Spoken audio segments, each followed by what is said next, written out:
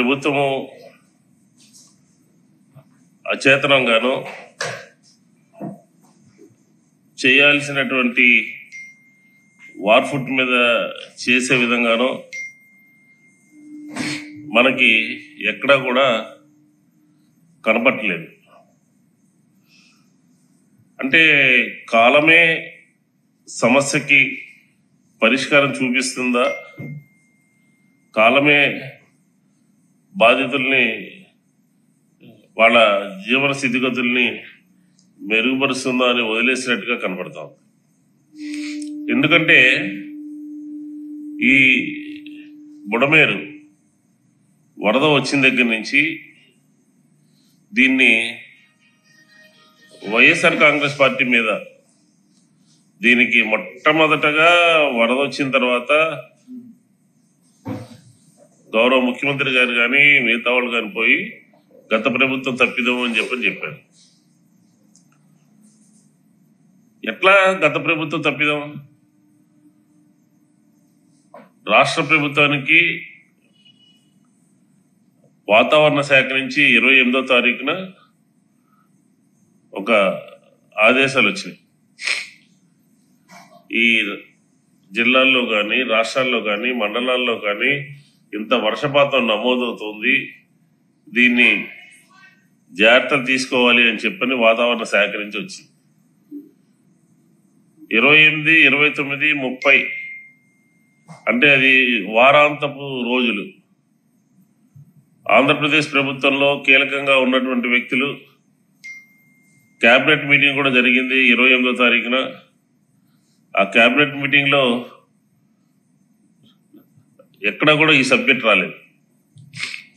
వాతావరణానికి సంబంధించి, తుఫానుకు సంబంధించి, ఇరిగేషన్ కానీ, హోమ్ కానీ, మున్సిపల్ కానీ, లేకపోతే మన ఇరిగేషన్ సంబంధించి కానీ, ఈ శాఖలకు సంబంధించినటువంటి మంత్రులు కానీ అధికారులు కానీ ఎక్కడా కూడా ఆ కేబినెట్ మీటింగ్ లో మాట్లాడినటువంటి పరిస్థితి లేదు. మాట్లాడిపోవడమే కాదు, జిల్లా కలెక్టర్లు కానీ యంత్రాంగాన్ని అప్రమత్తం చేసినటువంటి పరిస్థితి లేదు. 28, 29, 30 ముందు ఈ ప్రభుత్వం 3 పర్యాయాలు ఫెయిల్ అయిందని చెప్పచ్చు. ఒకటి, తుఫాన్ రావడం కన్నా ముందు తీసుకోవాల్సినటువంటి చర్యల్లో అప్రమత్తంగా ఉండాలని చెప్పాను. లేకపోతే ఈ విధంగా జరగబోతోంది, మీరందరూ కూడా ఈ చర్యలు తీసుకోవాలని చెప్పని అధికారులకి చెప్పలేదు, ప్రజలకి హెచ్చరించలేదు. మొట్టమొదట 3-4 రోజులు కూడా వైఫల్యం చెందింది. అలాగే వరద వచ్చిన తర్వాత కూడా 1,50,000 మంది నీళ్లు వచ్చేసి ఇళ్లు మునిగిపోతే, పై అంతస్తుల్లోకి పోతే 3-4 రోజులు ప్రభుత్వము పూర్తిగా కళ్ళప్పగించి చూసింది. 1,50,000 మంది 2,00,000 మంది మునిగిపోతే 500-600 మంది కూడా బయటికి తీసుకొచ్చినటువంటి పరిస్థితి లేదు. ఏమనాలి దీన్ని? పైగా ప్రతి సందర్భంలోనూ కేంద్ర మంత్రి వచ్చి జగన్మోహన్ రెడ్డి గారి గురించి మాట్లాడతారు, రాష్ట్ర మంత్రులు వచ్చి జగన్మోహన్ రెడ్డి గారి గురించి మాట్లాడతారు. నేను ఒకటే అడుగుతా ఉన్నాను, ఈ వైఫల్యానికి, ఈ తుఫానుకు సంబంధించి చర్యలు తీసుకోవడంలో, ముందస్తు చర్యలు కానీ తర్వాత చర్యలు కానీ తీసుకోవడంలో విఫలమైంది మీరు కదా? అసలు వైఎస్ఆర్ కాంగ్రెస్ పార్టీ చెప్పినటువంటి మాటని పక్కన పెట్టండి. మీ ప్రభుత్వంలో చిన్న స్థాయి అధికారి దగ్గర నుంచి, మీ ప్రభుత్వంలో రెవెన్యూ సంబంధించి ప్రిన్సిపల్ సెక్రటరీ, పెద్ద స్థాయి చివరి స్థాయి అధికారి వరకు కూడా ఇద్దరు చెప్పినటువంటి మాటలు మీరు గమనించండి. అంటే ప్రజలు లైట్ తీసుకుంటారని చెప్పని, ప్రజలు సమాచారం ఇచ్చినప్పటికీ కూడా వాళ్ళు రియాక్ట్ కారని ప్రిన్సిపల్ సెక్రటరీ మాట్లాడితే ఇంకా ప్రజలకి రక్షణగా ఉండాల్సిన వాళ్ళు, ప్రజల యొక్క మాన ప్రాణాలు కాపాడాల్సిన వాళ్ళు, ప్రజల యొక్క ఆస్తి కాపాడవలసిన వాళ్ళు మీరే ఈ రకంగా మాట్లాడితే ఇంకా అధికార యంత్రాంగం ఏ విధంగా పనిచేస్తుంది? బుడమేరుకు సంబంధించి అనేక పర్యాయాలు బుడమేరు రావడం జరిగింది. అలాగే 19 నుంచి 24 వరకు జగన్మోహన్ రెడ్డి గారి ప్రభుత్వం ఉంది. ఎప్పుడు ఏ తుఫాను విషయంలో ఎక్కడ ఎన్ని జాగ్రత్తలు తీసుకున్నారో, ఎన్ని రివ్యూ మీటింగ్లు పెట్టారో, ఎంతమంది కలెక్టర్లు అప్రమత్తం చేశారో, ఏ విధంగా యంత్రాంగాన్ని సిద్ధం చేశారో చూసి నేర్చుకోండి. బుర్ర జల్లడమే పని మీకు? మీరు నిన్న మీ ప్రిన్సిపల్ సెక్రటరీ చెప్పినటువంటి మాటల్లో ప్రజలకి 2 లక్షల మంది ప్రజల్ని ఎక్కడ తరలిస్తాము అని చెప్పంటే మీరెందుకు తరలించాలి? మీరెందుకు రిహాబిలిటేషన్ సెంటర్ తీసుకెళ్ళాలి? ఈ రోజు పెట్టారా ఉన్న రిహాబిలిటేషన్ సెంటర్స్? ఒకరు అరకొరగా ఉన్నాయి. ఆ రోజే వరద వచ్చి రావడానికి ఆదివారం శనివారం రోజునే 10,000 12,000 క్యూసెక్కుల వాటర్ మనం వదిలిపోతున్నాం కిందకి. అందరూ సురక్షిత ప్రాంతాలకి తరలి వెళ్ళండి అని చెప్పని ఎందుకు చెప్పలేదు మీరు చెప్పుంటే మొత్తం అంతా కూడా ముసలివారు కానీ, పెద్దవారు కానీ, పిల్లలు కానీ, ఆ సింగనగర్ ఆ చుట్టుపక్కల ప్రాంతాల్లో చనిపోయినటువంటి వాడి కుటుంబానికి ఏం సమాధానం చెప్తారు ఈ రోజున? మీరు ఇళ్ల పైన 3 రోజుల పాటు ఉండి తినడానికి తిండి లేక, కరెంటు లేక, ఆహారం లేక, మంచినీళ్ళు లేక అల్లాడిపోయినటువంటి పరిస్థితిని మీరు ప్రిన్సిపల్ సెక్రటరీ గారు చిన్నగా తీసేశారు, లైట్ తీసుకున్నారు. మీరు లైట్ గా తీసుకున్నటువంటి మాట 2.5 లక్షల మంది జీవితాలని అతలాకుతలం చేసింది. 2.5 లక్షల మంది ప్రజలని వారి కష్టాలు మామూలు కష్టాలు కాదు, బయటికి వచ్చేస్తున్నారు. మొత్తం తరలి వచ్చేసారు. చుట్టాల ఇంటికి, తెలిసిన వాళ్ళ ఇంటికి, వారి బంధువుల ఇళ్ళకి వాళ్ళ వెళ్ళిపోతున్నటువంటి పరిస్థితి. సరే, ఈ రోజుకైనా ప్రభుత్వం సమన్వయంతో పనిచేస్తుందా? ప్రభుత్వము అక్కడ ఉన్నటువంటి వాళ్ళకి సంబంధించి ప్రధానంగా వైఎస్ఆర్ కాంగ్రెస్ పార్టీ కోరేది ఆయా డివిజన్స్ లో ఉన్నటువంటి లోపలికి ఆహారం అందట్లేదు, లోపలికి మంచినీళ్ళు అందట్లేదు, లోపలికి పారిశుధ్యం సరిగా లేదు.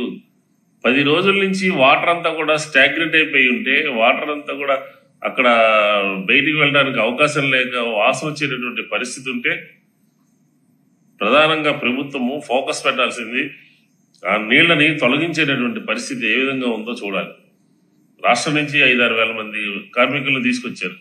వాళ్ళకి సరైన దిశలో సరైన విధంగా ఉపయోగించుకునే విధంగా వాళ్ళని ఒక కార్యోన్ముఖులుగా చేసే విధంగా చేయాల్సినటువంటి అవసరం ఉంది. ప్రధానంగా వైఎస్ఆర్ కాంగ్రెస్ పార్టీ అడిగేది ఆ పారిశుధ్యం లేమి అనేది కొట్టొచ్చినట్టు కనపడతా ఉంది. ఈ 16 డివిజన్లో సంబంధించి మారుమూల ప్రాంతాలు చాలా ఉన్నాయి. ప్రతి ఒక్కరు గొడవ, లోపల వరకు రావటం లేదు. ఒక ప్రధానమైనటువంటి బజార్లోనే, ప్రధానమైనటువంటి వీధుల్లోనే జరుగుతుంది తప్ప లోపలికి రావటం లేదు. నీళ్లు ఉండిపోయినాయి, వాసన వస్తుంది, అనారోగ్యకరమైనటువంటి పరిస్థితులు ఉన్నాయి అని చెప్పి దానికి ఏం చేయాలో ప్రభుత్వం మీ చేతిలో ఉంది కదా. దానికి ఏం చేయాలో చూడాల్సినటువంటి పరిస్థితి. ప్రభుత్వం తక్షణమే స్పందించాలి, సహాయక చర్యల్లో వేగం పెంచాలి అని చెప్పని కోరుతాము. పారిశుధ్యం, అలాగే హెల్త్ కండిషన్స్ ఎలా ఉన్నాయి, అలాగే బారిన పడకుండా ప్రజల్ని అక్కడ ఉన్నటువంటి వాటర్ని తొలగించడము, డ్రైనేజీ వ్యవస్థని మెరుగుపరచడము, మంచినీటి సౌకర్యం అందించడము. ఇప్పటికీ కూడా 2 నుంచి వాటర్ పెరిగి మళ్ళీ ఆ ప్రాంతం అంతా కూడా 1 అడుగు మేర వర్షం పడినటువంటి పరిస్థితి చూస్తా ఉన్నాం. ఎక్కడ చూసాం పత్రికల్లో ఎన్యూమరేషన్ చేస్తాము, మొదలు పెడుతున్నాము, ఈ రోజు ట్రైనింగ్ ఇస్తాము, రేపటి నుంచి టీమ్స్ వెళ్తాయని చెప్పండి.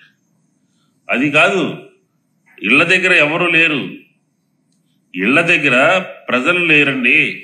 ఉన్నటువంటి వాళ్ళు ప్రజలకు సంబంధించినటువంటి అందరూ ఇళ్ల దగ్గర చేరిన తర్వాత ఎన్యూమరేషన్ చేయడం మూలంగా వాళ్ళందరికీ కూడా బాగుంటుంది. వాళ్ళు లేనటువంటి సందర్భంలో అక్కడ ఎన్యూమరేషన్ పంట ఇంటింటికి తిరిగి మీరు చేయటం బట్టి అక్కడ ఎవరు లేకపోతే సరైనటువంటి సమాచారం లేక నిర్వాసిత లేనటువంటి వాళ్ళు, ఇళ్లు దెబ్బతిన్నటువంటి వాళ్ళు, ఇంట్లో ఉన్నటువంటి సామాను దెబ్బతిన్నటువంటి వాళ్ళు, వాళ్ళందరూ కూడా ఇబ్బందులు పడేటటువంటి అవకాశం ఉంటుంది. ఈరోజు ఎక్కడ చూసాం కేంద్ర ప్రభుత్వానికి రాష్ట్ర ప్రభుత్వం మన నష్టాన్ని, వరద నష్టాన్ని పంపించినట్టుగా. నేను ప్రభుత్వాన్ని ఒకటే డిమాండ్ చేస్తా ఉన్నాను. ఈరోజు 2,50,000 ప్రజలు ఉన్నటువంటి ఇళ్లలో ప్రతి గ్రౌండ్ ఫ్లోర్ కూడా ఆ గ్రౌండ్ ఫ్లోర్ లో ఉన్నటువంటి సామానంతా కూడా, అలాగే సింగనగర్ కానీ, పైకాపురం కానీ, నందమూరి నగర్ కానీ, అంబాపురం కానీ చాలా పరిశ్రమలు, చాలా వ్యాపార సంస్థలు చాలా కూడా నష్టపోయినాయి. ఇదంతా మీరు ఎన్యూమరేషన్ చేసి సమగ్రంగా, జనరల్ గా ఫ్లడ్ అంటే రోడ్లు పోయినాయి, పంట నష్టం జరిగింది, ఎంతమంది చనిపోయారో చెప్తారు. అది కాదు, ఇది కొత్త రకమైనటువంటి ఇది చాలా దుర్మార్గంగా జరిగినటువంటి కార్యక్రమం బుడమేరు ముంపు అనేది. ప్రతి ఇల్లు కూడా మునిగిపోయింది కాబట్టి ఆ ఇంట్లో ఉన్నటువంటి సామాన్లని అంచనా వేసుకుని మీరు రాష్ట్రం నుంచి కేంద్ర ప్రభుత్వానికి పంపించేటటువంటి సందర్భంలో దాని మీద ప్రతి కుటుంబానికి, ప్రతి మునిగిపోయినటువంటి ఇంటికి కూడా నష్టపరిహారం వచ్చే విధంగా మీరు పైకి పంపేటటువంటి కార్యక్రమం చూడాలి అని చెప్పని వైఎస్ఆర్ కాంగ్రెస్ పార్టీ డిమాండ్ చేస్తా ఉంది. ఎందుకంటే ప్రతి గ్రౌండ్ ఫ్లోర్ లోనూ కూడా, కొన్ని చోట్ల పై ఫ్లోర్ లో కూడా వచ్చినాయి. వాళ్ళకు ఉన్నటువంటి ఫ్రిడ్జ్లు కానీ, టీవీలు కానీ, మంచాలు కానీ, లేకపోతే సామాను కానీ అంతా కూడా సర్వనాశనం అయిపోయినటువంటి పరిస్థితి చూసి కొన్ని కుటుంబాల్లో పెద్దలందరూ కూడా చనిపోయారు. ఇలాంటి పరిస్థితుల్లో మీరు కేంద్ర ప్రభుత్వానికి పంపించేటటువంటి నష్టాన్ని వీటన్నిటిని కూడా కలిసి తీసుకెళ్తే బాగుంటుంది అని చెప్పి కూడా ఈ సందర్భంగా నేను మనం చేసుకుంటాను. అలాగే ఈ వరద సందర్భంగా బుడమేరుకు సంబంధించి జరిగినటువంటి తప్పిదం ఎవరిని బాధ్యులు చేస్తారో కూడా మీరు ప్రజలకు చెప్పాలి. ఇంత పెద్ద విపత్తుకు సంబంధించి మీరు చంద్రబాబు నాయుడు గారి మొన్న ప్రెస్ కాన్ఫరెన్స్ లో అన్నారు, పనిచేయని మంత్రులు తీసేస్తాను, పనిచేయని అధికారులు తొలగిస్తాను అని రకరకాలుగా మాట్లాడారు. దీనికి ఎవరు బాధ్యులు చేస్తారో కూడా మీరు చెప్పాల్సినటువంటి అవసరం ఉంది. ఎందుకంటే ఇంతమందికి ముందస్తు సమాచారం ఇవ్వకుండా, ఇంతమందికి ముందు జరుగుతున్నటువంటి కార్యక్రమాన్ని చెప్పకుండా మనం చూసాం కదా, ఇరిగేషన్ శాఖలో ఉన్నటువంటి చిన్న అధికారి దగ్గర నుంచి రెవెన్యూలో ఉన్నటువంటి పెద్ద అధికారి వరకు కూడా మాట్లాడినటువంటి మాటలు ఎంత తేలిగ్గా తీసుకున్నారు, ఎంత లైట్ గా తీసుకున్నారు. అక్కడ ప్రత్యక్షంగా చూస్తే పశువులు చనిపోయినాయి, మనుషులు చనిపోయారు, ఆస్తి నష్టం జరిగింది, అలాగే ఇంట్లో ఉన్నటువంటి సర్వస్వం కోల్పోయారు. రెవెన్యూ ప్రిన్సిపల్ సెక్రటరీ గారు మాత్రం చాలా సింపుల్ గా ఇలా జరుగుతుంది అని చెప్తే దాన్ని లైట్ తీసుకుంటారు అని చెప్పని చెప్పకపోవడం అనేది, ముందస్తు హెచ్చరికలు చేయకపోవడం అనేది ఈ యావత్ వరదలో చేసినటువంటి ప్రథమ తప్పు అని చెప్పని ఈ సందర్భంగా చెప్తా ఉన్నాం. ఇది ముందస్తు హెచ్చరికలు చేయలేదు, అప్రమత్తం చేయలేదు, సురక్షిత ప్రాంతానికి మీరు వెళ్ళిపోండి అని చెప్పలేదు. కాబట్టి ఈ రకమైనటువంటి ఫెయిల్ అయిందనమాట రాష్ట్ర ప్రభుత్వము ప్రజల్ని వారిని కాపాడటంలో ఫెయిల్ అయింది. ఎందుకంటే చంద్రబాబు నాయుడు గారు పదే ఎన్నికల దాంట్లో నినాదం ఇచ్చారు, పూర్ టు రిచ్ అని చెప్పని ఒక నినాదం ఇచ్చారు. కానీ ఏమైపోయింది, ఈరోజు అంతా కూడా సర్వస్వం కట్టుబట్టలతో మొత్తం సర్వస్వం అంతా కోల్పోయారు. రిచ్ పీపుల్ అంతా కూడా పూర్ పీపుల్ అయిపోయారు. ఆస్తి నష్టం, పంట నష్టం, మొత్తం అంతా కూడా నష్టం జరిగింది. ఇలాంటి పరిస్థితుల్లో రాజకీయాలు, కేంద్ర మంత్రి వస్తారు, లేకపోతే హోమ్ మినిస్టర్ వస్తారు, లేకపోతే ఇంకొక మంత్రి వస్తారు. జగన్మోహన్ రెడ్డి గారి తప్పిదం మూలంగానే ఇదంతా జరిగిందంటారు. అసలు ప్రజలు ఏమనుకుంటారో మీరు ఆలోచించరా? మీ వైఫల్యం కొట్టొచ్చినట్టు కనబడుతోంది, మీరు మాట్లాడరా? జగన్మోహన్ రెడ్డి గారికి ఏం సంబంధం? జగన్మోహన్ రెడ్డి గారికి ఏం సంబంధం? జగన్మోహన్ రెడ్డి గారు కృష్ణలంక కనకట్టం తీసుకున్నారు, ఆ ప్రాంతం అంతా కూడా హ్యాపీగా ఉంది. చెప్పబెట్టకుండా 10-15 లక్షల క్యూసెక్కుల వాటర్ మీరు కింద వేల క్యూసెక్కుల వాటర్ కిందకు వదిలేరు కాబట్టి ఈరోజు ఇంత పెద్ద విపత్తు సంభవించింది. దానికి సమాధానం చెప్పండి. స్ట్రైట్ అవే అడుగుతా ఉన్నాం. తుఫాను కన్నా ముందు మీరు ఎందుకు రివ్యూ చేయలేదు? ఎందుకు ఎవరికి చెప్పబెట్టకుండా వాటర్ వదిలేశారు? ఎందుకు అలసత్వం వహిస్తున్నారు? ఎందుకుని కోఆర్డినేషన్ తో ఈరోజు మీకు ఉన్నటువంటి శాఖలన్నీ కూడా సమన్వయం చేయకుండా ప్రతి ఒక్కళ్ళు బిఆర్టీఎస్ రోడ్లో కనపడుతున్నారు, ప్రతి ఒక్కళ్ళు బందర్ రోడ్లో కనపడుతున్నారు. ఎక్కడైతే 16 డివిజన్లు మునిగిపోయినాయో, ఎక్కడైతే ప్రజలు ఇబ్బందులు పడుతున్నారో, అటు అధికారులు కానీ అధికార పార్టీకి సంబంధించినటువంటి నాయకులు కానీ క్షేత్రస్థాయిలో కనపడలేదు. క్షేత్రస్థాయిలో కనపడకుండా వైఎస్ఆర్ కాంగ్రెస్ పార్టీ మీద బుర్ర జల్లేటటువంటి ప్రయత్నం చేస్తున్నారు తప్ప మీరు గత ప్రభుత్వ వైఫల్యం అని చెప్పని పదే వల్లివేస్తూ మాట్లాడినటువంటి మాటలు సరైనటువంటిది కాదు అని చెప్పారు. ఎవరన్నా బుద్ధి ఉన్నటువంటి వాళ్ళు చేసేటటువంటి కార్యక్రమమైనా కృష్ణా బ్యారేజీకి బోట్లు వదిలి గుద్దుకుని పడిపోవాలని చెప్పని ఎవరన్నా కోరుకుంటారా? అలా బోట్లు ఎవరి పేరు మీద ఉన్నాయి? ప్రభుత్వం మీ చేతిలో ఉంది కదా. మచిలీపట్నంలో లేకపోతే కాకినాడలో ఆ బోట్లు ఎవరి పేరు మీద లైసెన్స్ తీసుకున్నారో వాళ్ళని అరెస్ట్ చేయొచ్చు కదా. ఎందుకుని ఇరిగేషన్ శాఖ దగ్గర పర్మిషన్ తీసుకోకుండా అక్కడ బోట్లు తిప్పుతున్నారో కృష్ణా నదిలో మీరు తేల్చొచ్చు కదా. దాన్ని పదే వైఎస్ఆర్ కాంగ్రెస్ పార్టీ మీద నెట్టేటటువంటి ప్రయత్నం చేస్తారండి. చూడాల్సింది ఎవరు? మీరే కదా. మీరు దానికి సంబంధించినటువంటి ప్రభుత్వం మీ దగ్గర ఉండి ఏదో పని కట్టుకుని చేసినట్టుగా మీరు ఒక ప్రచారం చేసేటటువంటి కార్యక్రమాన్ని ఎందుకు చేస్తారు? కాబట్టి మీరు ఈరోజు ఇప్పటికైనా సరే 8వ రోజు దాటింది. కొన్ని చోట్ల ఇంకా కరెంట్ ఇవ్వలేదు, కొన్ని చోట్ల చాలా పారిశుధ్య లోపం ఉంది, తాగునీరు సమన్వయం అనేది ఎందుకునో ఈ ప్రభుత్వంలో కొట్టొచ్చినట్టు కనపట్ల. సమన్వయం, అన్ని శాఖల సమన్వయం.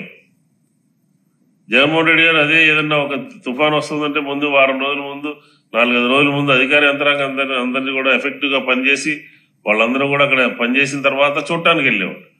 అలా కాకుండా ఉదయం మధ్యాహ్నం సాయంత్రం వాళ్ళ అధికార యంత్రాంగం పని చేయకుండా అక్కడెక్కడే తిరుగుతూ అక్కడే ఇబ్బందులకు గురి చేసేటటువంటి కార్యక్రమం మూలంగా ప్రజలకి మేలు జరగదు, మంచి జరగదు. కాబట్టి మేము చనిపోయినటువంటి కుటుంబాలకి వాళ్ళని ఆదుకోవాల్సినటువంటి అవసరం ఉంది. 10 లక్షల రూపాయలు ఒక్కొక్కరికి ఇవ్వాలని ప్రభుత్వాన్ని డిమాండ్ చేస్తా ఉన్నాం.